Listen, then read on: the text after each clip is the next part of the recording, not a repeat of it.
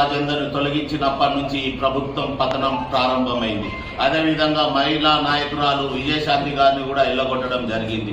వీళ్ళు ఎంతో మంది ఉద్యమకారులు, ఎంతో మంది నాయకులు, ఉద్యోగస్తులు వీళ్ళందరూ కూడా ఎంతో ఆ రోజు ఉద్యమ కాలంలో వీళ్ళు ఎక్కడున్నారండి? ఎవరు? నీ కవిత ఎక్కడుంది? నీ కేటీఆర్ ఎక్కడుంది? ఆ రోజు ఆర్టీసీ వారు సమ్మె చేయడం, ప్రతి వారానికి ఒకసారి ఆర్టీసీని బంద్ చేసినప్పుడు వాళ్ళు ఎంత కష్టపడ్డారు, వాళ్ళ కుటుంబాలు ఎంత ఇబ్బందులకు గురి చేసి మీరు ఒక్కసారి ఆలోచించారు ఎప్పుడన్నా? వీళ్ళందరూ ఉసురు జరిగే ఈ రోజు మీ పతనం ప్రారంభం. మీరు అనుకుంటారు మెదక్ జిల్లాలో మేము ఎవడు గెలిచినాం, మళ్ళా పార్లమెంట్ లో మేమే గెలుస్తాం. చూద్దాం మీరు పార్లమెంట్ ఎట్లా గెలుస్తారు.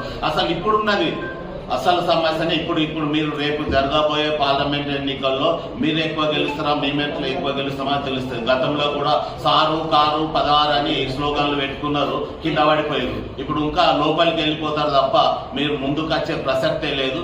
మీరు ఇక్కడ నుంచి మా పైన ఆరోపణలు చేస్తే